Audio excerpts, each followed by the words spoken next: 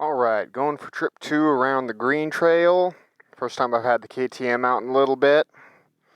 And, well, today I'm going to talk about one of my pet peeves. And that is bike pricing, especially used bikes.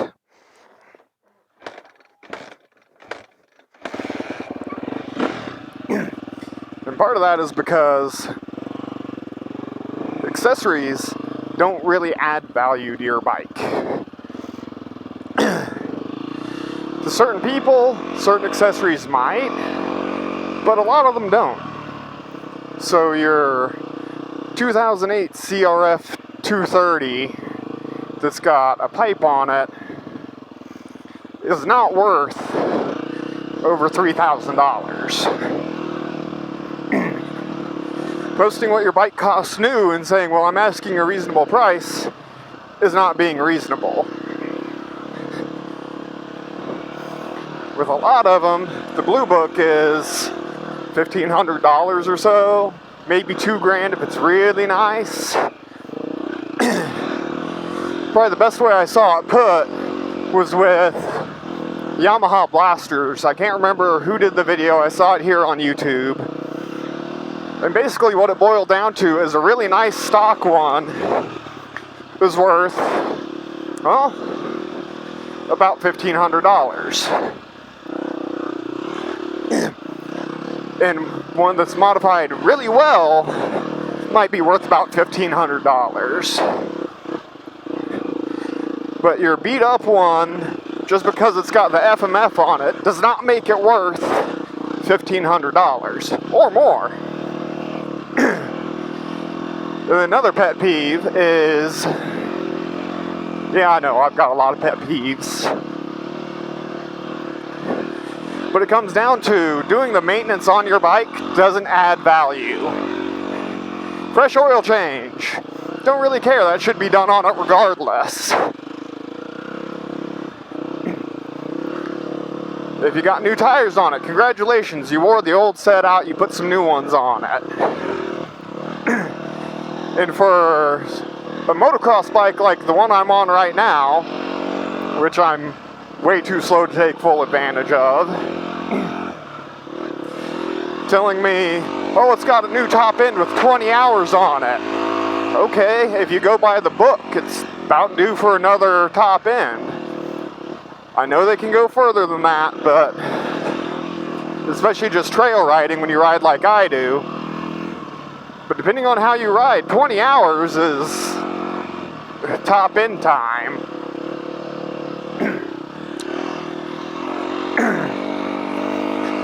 So a new top end on it isn't that big a deal because, well, that's maintenance on these.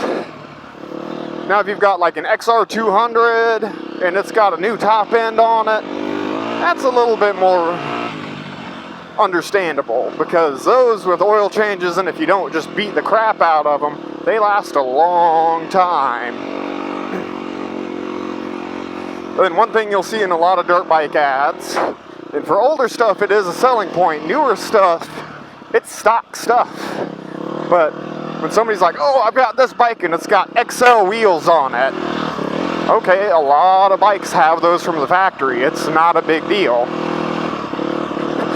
Now if you got the wheels redone, like new spokes, new rims, because they were getting a bit beat up, put that in the ad, but don't just say it's got XL wheels because, well, factory equipment adds nothing to the sale.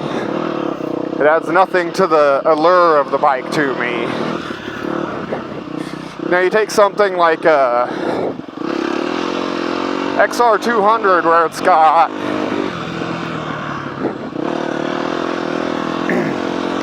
steel wheels from the factory, and it's got aluminum wheels now, okay, that's an actual upgrade. But it's not some huge earth-shattering upgrade that really ups the value of the bike. It just doesn't.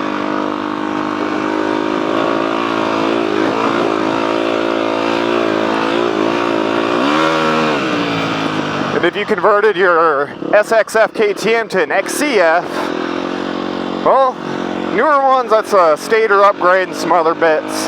So you spend a good bit of money doing it. But it doesn't really add to the value of it. Except to the right person.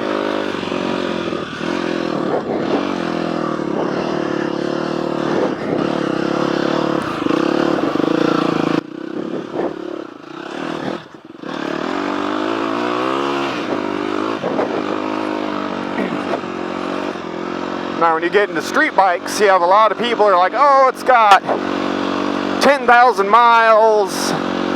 I want extra because it's a low mile example. Well, really, it depends on how you rode it and how you took care of it. I've seen bikes that were thrashed in absolute garbage at 1,000 miles. And I've seen bikes that were pristine at 50,000 miles. We can also talk about the difference between high mileage on. A lot of people consider, you know, oh, I've got a bike, it's got 20,000 miles, it's getting kind of high mileage.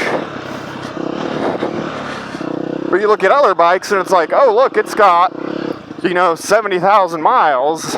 That's normal for these.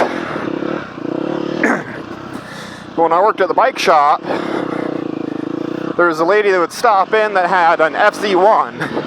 First gen, carbureted. It was always interesting when she would stop in just to see how many miles she had.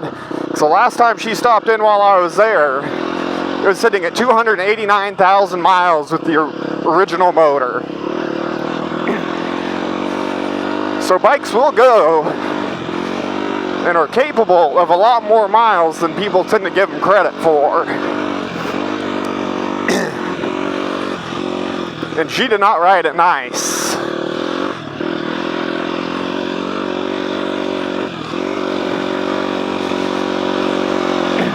So if you're looking at a bike and it's got higher miles on it, you might be able to use that to get a pretty good deal for yourself, because there's nothing intrinsically wrong with higher mileage. It's kind of like cars. Used to be, you know, 100,000 miles. Oh man, it's time for a rebuild. Now, 100,000 miles is nothing. My truck's got 170,000.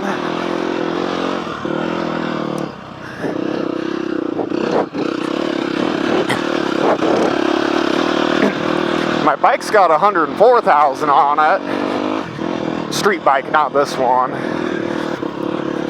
So you have to remember where the value is and what actually adds value to them. If it's a rare bike and it's got really low miles, okay, it's falling into the collectible status. It's going to command more. But your Honda Shadow that there's hundreds of thousands of on the road still, it's not really anything special.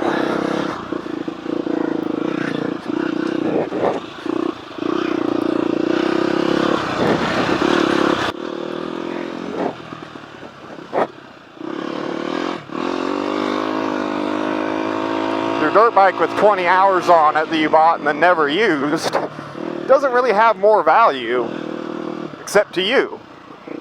It's worth about what Blue Book says, and then with bikes you have to remember the Blue Book's basically telling you roughly what you'll get as a trade-in and roughly what it's worth from a dealer.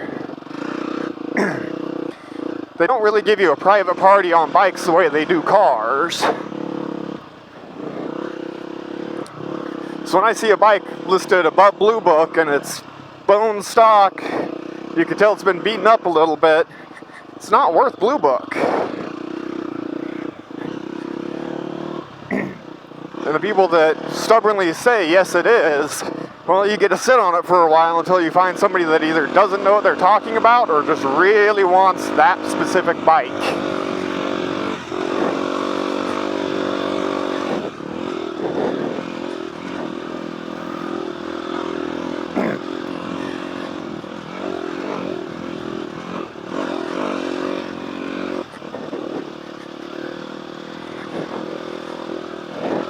So if you want a bike to move fast, you have to expect it to get less than what Blue Book says it's worth.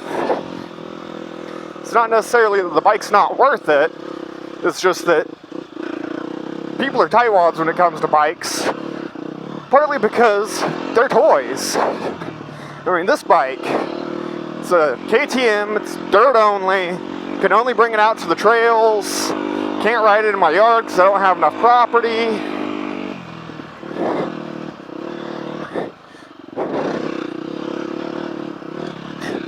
So, to me, it's worth less than a street bike because I can only do so much on it.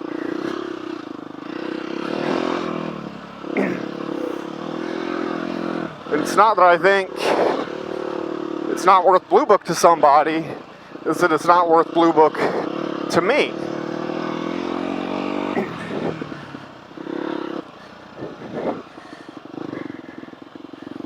Part of the problem with it too is you don't really know how somebody's ridden a bike like this, or a sport bike.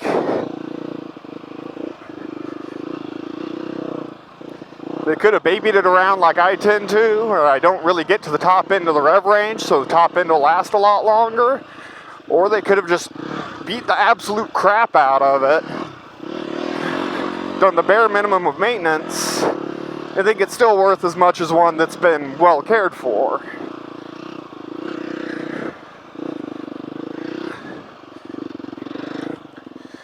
And if your bike's not running, unless it's something like really special, just cut Blue Book value in half.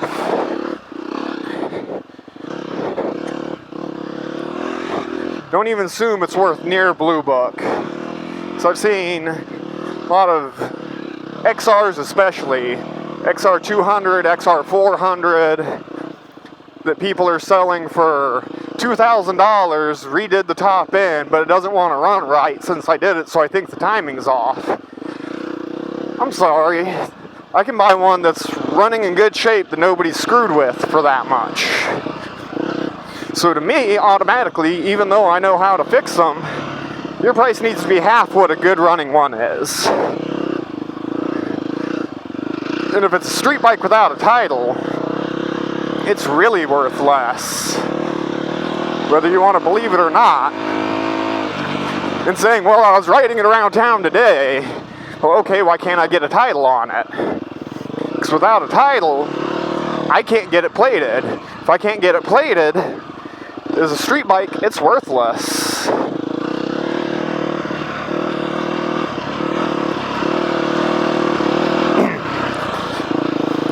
I mean, that's just a fact of life. And other places, like down here in Oklahoma, dirt bikes pre-05, if they were bought before 05, don't need a title. You really should get one, but you don't need it. And then you look at newer stuff, like I've seen 2015 dirt bikes, no title. It's like, well, technically you need a title here for that, so what happened to the paperwork? I mean, you can get the cops to run the VIN and find out if it's stolen or not, but then you still got to go through a whole process to get a title.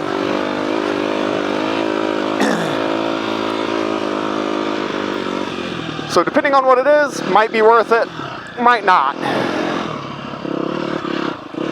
Really depends on what it is and how bad you want it.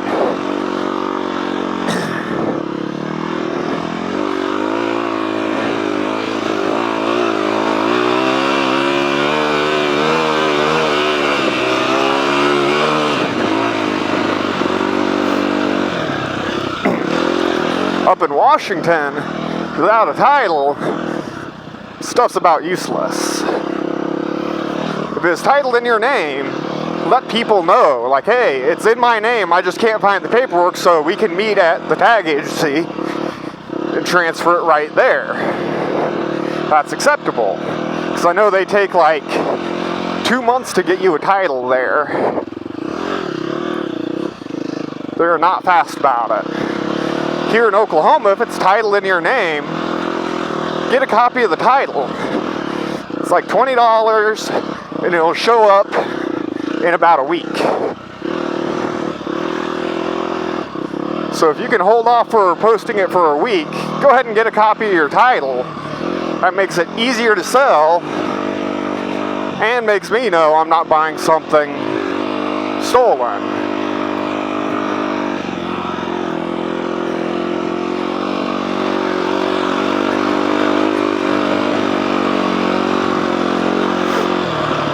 Street bikes without a title, especially newer ones, I stay away from.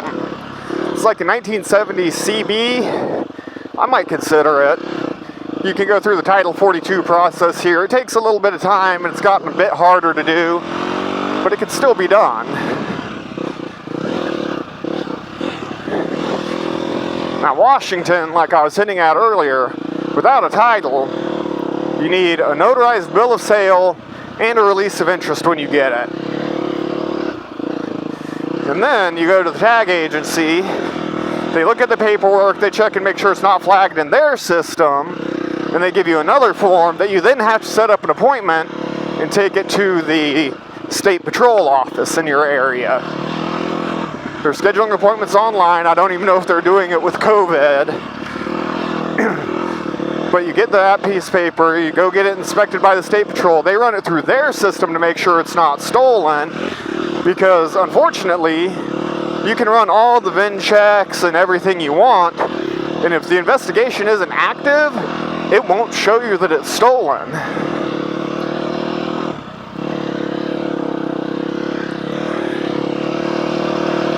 So you have to go through that inspection to know.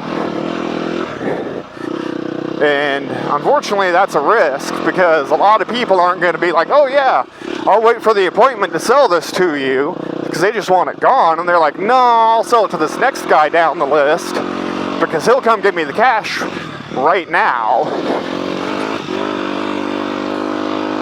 So for them, that's a better deal. They don't got to wait for the inspection to come up, because they could take a month or two to get to. Depends on how busy things are. And then, even once you've been through that, you've got to take all your paperwork back.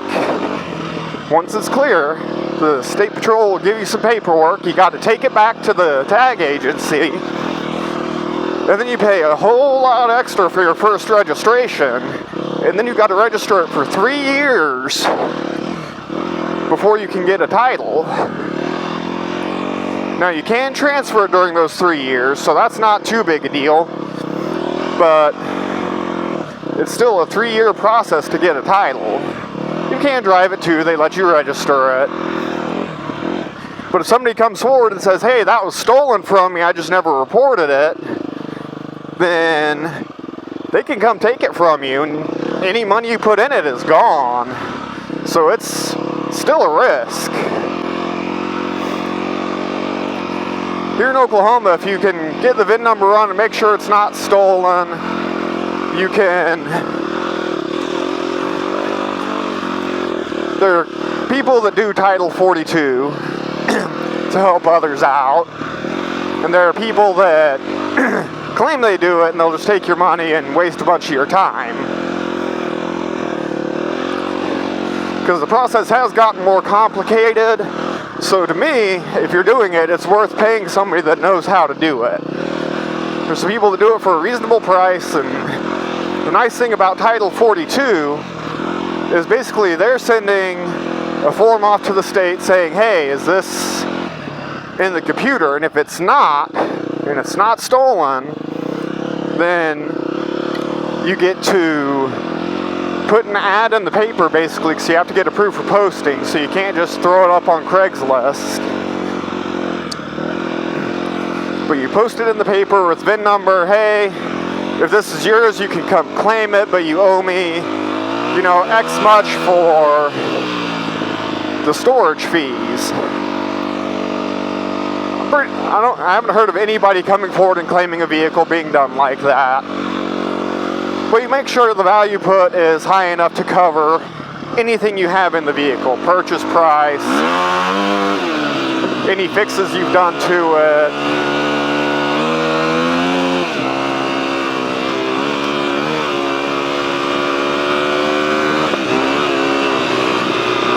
It's getting kind of hard to see the trail through the fog on my goggles.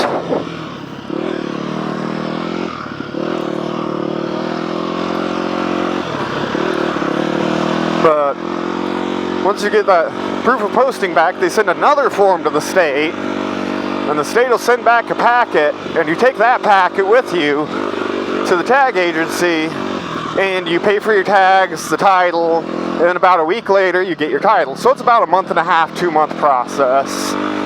Don't know how long it's running right now, but that's how it used to be. So it is possible to get titles on stuff that doesn't have it. Depending on where you live, check your state. I know some states are near impossible. I know some people use the Vermont title, which you have to get a VIN verification signed off on by a police officer and some other stuff. But that's one way to do it. But I suggest really looking into the laws in your area, because depending on what they are, it can be complicated to near impossible if you don't have a title. And like Washington, dirt bikes have to be registered. So if you don't have the title, it's as useless as a street bike without a title. So that is always something to keep in mind when you're looking at stuff. And if you're selling something and you don't have a title, remember that it's worth less than something with the title.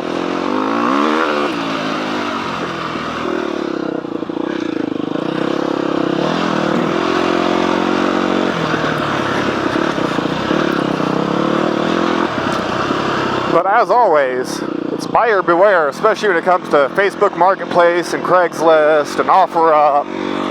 It's up to you to verify things. Like, you buy something, it's got a title, look at the title and make sure the VIN number matches. So I've seen people sell something with a title, but the VIN number on the title doesn't match what's on the frame, thereby making it pretty worthless. Another thing you have to watch for is if somebody else bought it and the title's been signed over to one person, and now 3 people later you're getting it, but that one person never transferred it into their name. It can make it a good bit more complicated, but again, that's really depends on your area. You have to look it up, figure out what you have to do.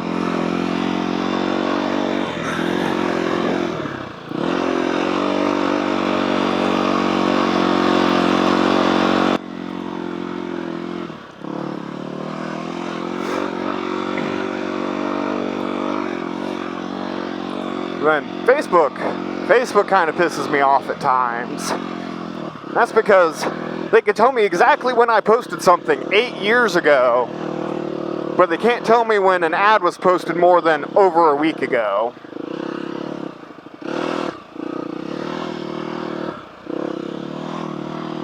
Which makes it really hard to know if it's worth messaging the person. Because if it was posted, over a week ago, I've messaged somebody and they're like, oh, I sold that 9 months ago. It's like, oh, well, why is the ad still up? But that's because Facebook just leaves it up unless the person comes back and deletes it. Okay, I gotta pull my goggles off really quick because I can't see anything. They're too fogged up. Okay, I can see again. But now I really gotta watch out for the tree branches. And then Facebook is also terrible about distance.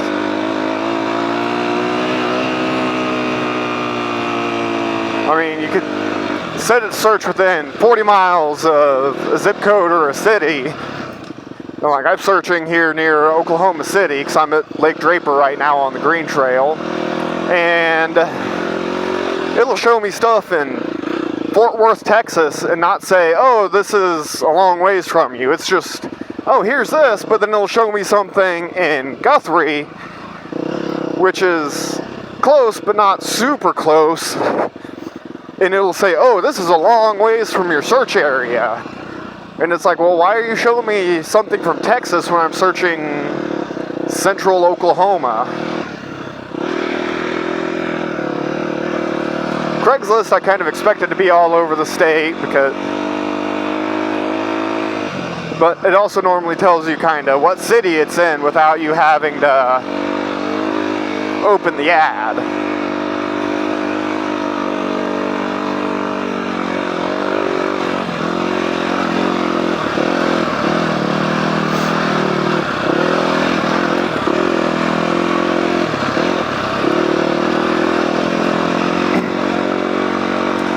OfferUp's pretty good about staying within your search radius, but they are terrible about leaving ads up. Like, Craigslist has that part pretty good. You know, the ads expire after a set amount of time, so they just go away. OfferUp, you have to look, so it'll be like, oh, this was posted 2 years ago. And just like Facebook, it's like, well, why is it still up? That person's either not checking here anymore, doesn't know the ad's been up anymore, it's long gone. Why doesn't the ad go away?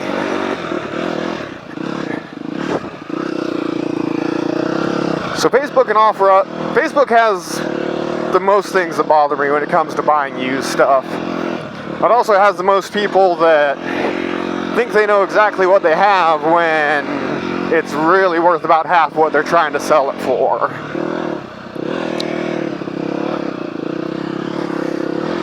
Craigslist has kind of died, so I check it sometimes, but not a whole lot anymore because it just doesn't have much posted on it anymore.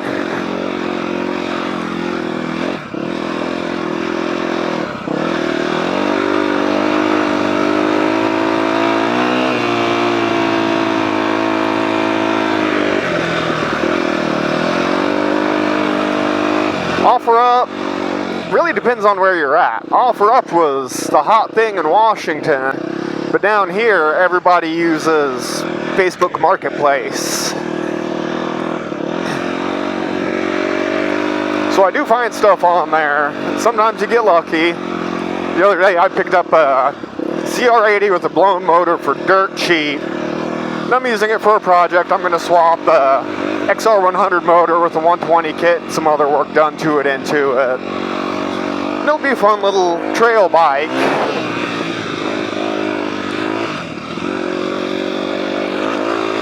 That friends can ride while we're out here instead of something unreliable with bad suspension. So I'm taking the built motor out of my XL75 and putting it into the CR frame. Just because, well, it'll have good suspension and it'll be a lot more fun to ride.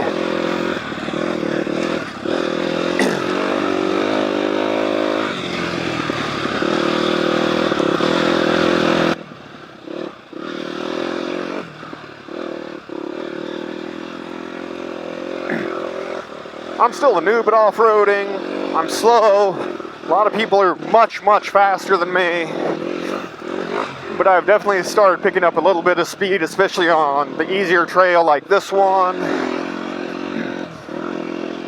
But I'm still not good at jumping. Alright, almost done with the green trail. We'll see how long it took me to complete it this time.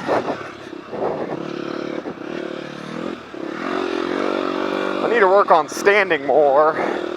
Helps the ride a whole lot.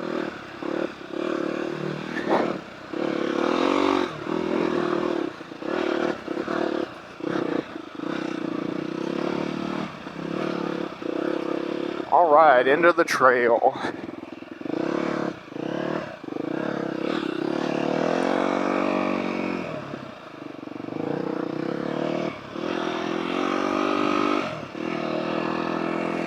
Okay, back to the staging area, so I'm going to sign off, get loaded up, and it's time to go home. I did 2 laps of the green trail. Have a good day, folks.